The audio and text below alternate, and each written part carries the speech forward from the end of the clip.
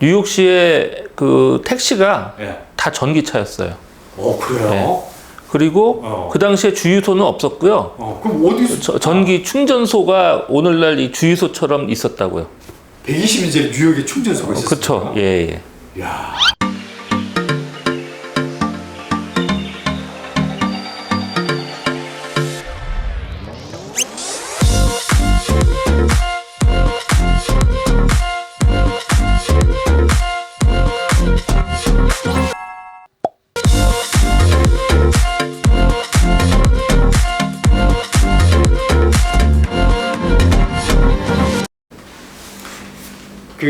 이제 좀 이야기를 우리 전기 자동차 이야기를 좀 제가 넘어가 볼까 하는데 네네. 요즘 일론 머스크의 그 전기 자동차뿐만이 아니고 제가 보니까 포드라든가 지금 전 세계가 이제 전기 자동차 쪽으로 자동차가 가고 있는 것 같아요. 네. 그런데 이게 또 전기 자동차하고 에디슨하고 이게 관련이 굉장히 깊다면서요? 그렇죠. 에디슨이 그 조명 회사를 그러니까 백열 전구를 발명하고 그걸 실제로 이제 실용화해서 이제 전기 공급하는 발전소도 세우고 막 그래서 사업을 크게 하다가 결국 직류 전기의 이제 한계 때문에 커런트화해서 좀 사실상 지잖아요. 되죠. 그러고 나서 관심을 갖고 미래 유망한 기술로 본 게 바로 전기 자동차에 쓸 수 있는 그 2차 전지. 2차 전지. 예, 그쪽이었죠. 그쪽 연구를 해서 상당히 좋은 성능의 2차 전지를 개발을 해요. 요즘 이제 이 전기 배터리에 대한 이야기 많잖아요. 그거를 에디슨이 이미 그다음 120년 전에 미리 다 발명했다는 거죠. 그렇죠. 그러니까 자동차에 쓸 수 있는 것을 그때 이제 만들었죠. 그럼 전기 자동차도 실제로 나왔겠네요. 한 2, 30년 전부터 이제 전기 배터리를 쓰는 차가 그러니까 2차 전지가 이미 존재하긴 했어요. 근데 성능이 이제 안 좋아서 요즘 말하자면 그 납산 축전지죠. 이제 별로 성능이 안 좋았죠. 그래서 그러면 에디슨이 아까 2차 전지 그랬잖아요. 예. 그러면은 이거 좀 어떨지 모르겠습니다. 2차 전지를 하면 1차 전지도 있는 건가요? 1차 전지는 한 번 쓰고 버리는 거. 2차 전지는 다시 충전할 수 있다. 예. 그렇군요. 자, 그러면은 에디슨이 그러니까 이제 2차 전지 충전용 전지 배터리를 아주 이제 성능 좋게 잘 만들었다는 말씀이니까 전기 자동차에 쓰이는 거고 쓸 수 있도록 쓸 수 있도록 했으니까 이제 전기 자동차의 최초는 아니지만 이제 상용화의 주역이라고 할 수 있겠네요. 이제 그 당시에 그걸 갖고 상용화를 하려고 이제 노력을 엄청 했죠. 배터리를 장착한 전기 자동차가 그 당시 그렇게 번영하지는 못했나 보죠. 1900년대 초에 뉴욕시에 다니는 차량의 절반이 전기차였어요. 아니 120년 전에 뉴욕의 자동차에 많이 전기 자동차였다고요? 그리고 뉴욕시의 그 택시가 다 전기차였어요. 그래요? 그리고 그 당시에 주유소는 없었고요. 그럼 어디서? 전기 충전소가 오늘날 이 주유소처럼 있었다고요. 120년 전에 뉴욕에 충전소가 있었어요. 그렇죠. 예. 이야, 이거 놀랍네요. 진짜 120년 전에 그게 있었다는 게. 그래서 도시에서는 전기차 운행 타고 다니는 게 굉장히 이제 돈 있는 사람들이 이제 많이 타고 다녔죠. 부자들이 이용했다. 근데 왜 전기차가 계속 그 뒤로 쭉 이렇게 승승장구하지 못하고 그랬나요? 그러니까 그 당시에 세 종류 차가 경합을 했는데요. 하나는 증기차, 그다음에 스타트 가지고 이제 동력을 그렇죠. 전기차, 그다음에 가솔린차. 가솔린. 지금 우리 쓰는 거하고 똑같은. 그게 1900년대 그 시점에서 세 차가 세 가지 종류 차가 거의 비슷하게 다녔어요. 그러니까 퍼센테이로 따지면 이제 그 당시에 아마 증기차가 좀 초반에는 많았고 그랬는데 그게 이제 바뀌죠. 특히 이제 도시에서 그 증기차에서 나오는 그 매연, 이제 스모그 현상을 일으키니까 그것 때문에 규제가 일어나서 이제 퇴출되기 시작하고요. 근데 그 자리를 이제 전기차하고 가솔린차가 이제 서로 이제 차지하려고 이제 경합을 하고 있었죠. 근데 그게 그게 밸런스를 무너뜨린 게 사실은 포드예요. 예, 포드가 저렴한 가솔린 차를 만들면서 대량 생산을 이제 하면서 값을 굉장히 떨어뜨리죠. 그러면서 전기차보다 이게 너무 가격대가 떨어지니까 그때부터 밀리기 시작하죠. 그러니까 에디슨이 전기 자동차에 들어가는 배터리의 상용화는 굉장히 성공을 했지만 전반적으로 전기 자동차의 가격이 가솔린 자동차보다 높게 되니까 가격 단계에서 밀리게 돼요. 근데 재밌는 게 에디슨을 포드가 굉장히 존경하고 되게 좋아했어요. 아, 두 사람이 동시대 사람이네요. 예, 근데 나이 차이는 나이 좀 있는데, 예.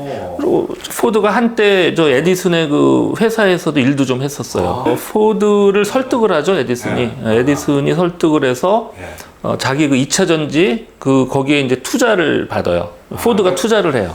에디슨 전기 배터리의 리서치 연구 자금을 포드가 투자하는 그렇죠. 예, 그리고 실제 그 만든 것도 사주기도 하고. 구매처의 역할을 예. 하고. 그래서 1914년도 정도에 이제 포드가 그 에디슨하고 같이 우리 그 전기 배터리 나아가서 전기차 그 양산하는 거를 앞으로 같이 하기로 했다. 이렇게 뉴욕 타임스에다가 인터뷰를 해요. 그러면 지금 뭐 테슬라 자동차의 일론 머스크의 시조가 에디슨과 포드라고 해도 뭐 거의 그런 분위기였죠 그때. 예. 요거 다시 하자. 아까도 말씀드렸듯이 관건이 뭐였냐면 사실 지금도 전기차에서 가장 가격대가 비싼 게 배터리거든요. 근데 그 당시도 배터리를 어떻게 하면 가격을 낮추냐? 근데 이미 포드는 양산을 하면 다운 시킬 수 있다는 걸 했잖아요, 자기가. 그래서 이제 그거를 이제 같이 의기투합해서 이제 하자. 이렇게 됐는데, 바로 그 해에 에디슨의 공장에 그냥 전소가 돼요. 불이 나버렸구나. 예. 그냥 불이 나서 그걸 하려고 했던 양산 시설까지는 아니더라도 이제 실험실에다가 이제 그걸 파일로트 시설이라고 하죠. 이제 그런 것들이 다 없어져 버려요. 그래서 시간적으로 이제 쭉 밀렸죠. 일단은 밀렸고, 근데 그 사이에 1914년도에 또 2차 세계대전이 터지잖아요. 대외적으로 전쟁도 일어나고, 예. 또 에디슨 내부적으로 연구실에 화재도 일어나고, 뭐 이런 그 복잡한 사정이 있습니다. 근데 2차 세계대전이 사실 미국이 직접 관여는 이제 1차 세계대전. 예, 그렇죠. 직접 관여는 안 했지만 그 1차 세계대전이 전 세계적으로 자동차 산업의 판도를 바꿔놔요. 그래요? 예. 그래서 실제로 1차 세계대전에서 사용된 차량이 다 가솔린차 또는 디젤차, 내연기관 차들이 이제 사용되게 되죠. 근데 전쟁의 특수성 때문에 그런데요.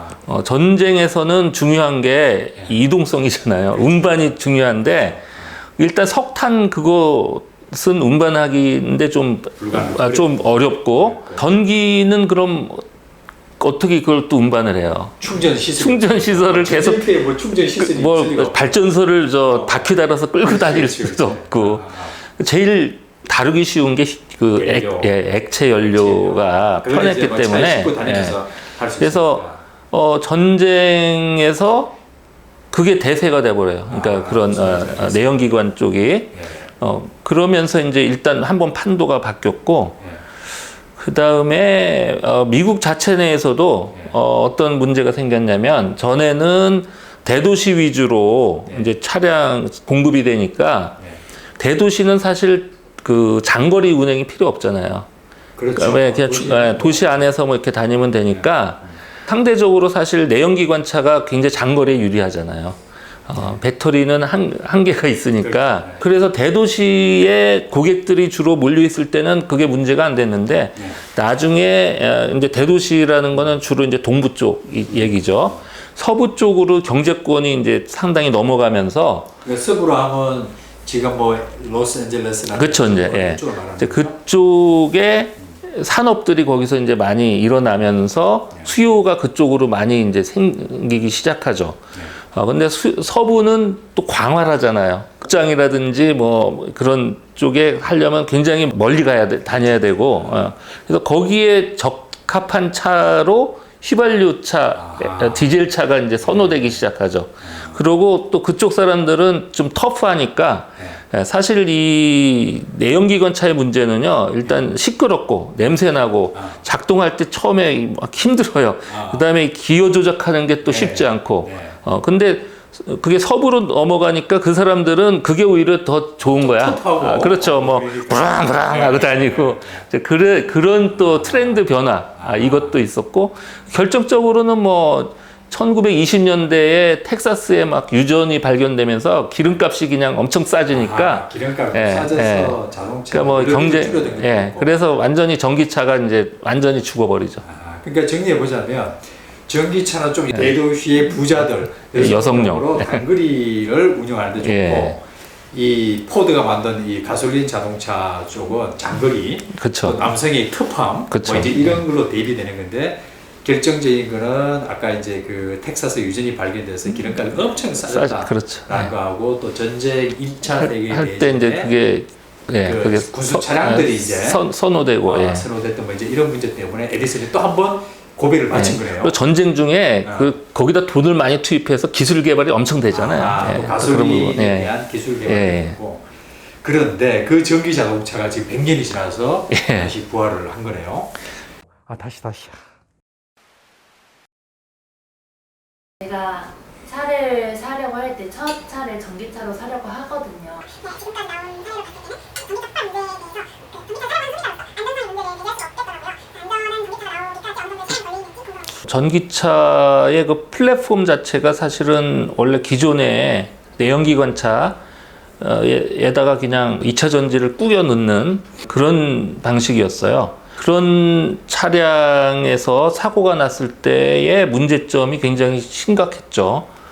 그러다가 테슬라라는 회사가 전기차의 그 플랫폼 자체를 새로 제시를 했고, 특히 이제 중요한 게 그 2차 전지를 차량의 밑에다 이제 까는 그런 형태로 이제 바꿔서 오늘날 나오는 아마 전기차들은 다 그런 형태로 지금 가고 있을 겁니다. 근데 이제 배터리를 바닥에다 깔 경우에 이제 문제가 노면과의 충돌이 됐을 때 이제 화재가 난다거나 그런 위험성이 크고, 그래서 사실 그 테슬라도 초반에 이제 그런 사고들이 나고 막 이러니까 그걸 보완하는 여러 이제 시스템을 개발을 했어요. 그래서 지금은 그때에 비하면 상대적으로 굉장히 그래도 안전한 편이고요. 그렇지만 여전히 보완해야 될 부분들이 좀 아직 남아 있습니다. 일단은 전기차를 쓰지 않으면 이제 여러 가지로 이제 불편한 일들이 앞으로 생길 거예요.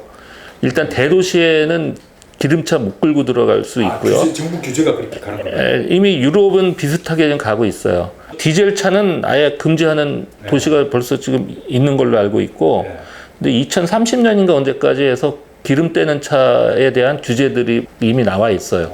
그래서 뭐 더 돈을 더 내야 된다거나 뭐 이런 것부터 아예 금지시킨다거나 그런 것들이 앞으로 이제 나올 거고요. 그런 규제를 하는 이유가 이게 환경 문제 때문에 그러는 건가요? 당연히 특히 도시에서는 그러니까 전에 전기차가 이제 퇴출된 가장 큰 이유가 이제 도시의 공기, 도시에 워낙 이 건물들이 밀집돼 있고 하니까 안 좋은 거죠. 도시부터 이제 퇴출되기 시작할 거예요. 큰 도시일수록.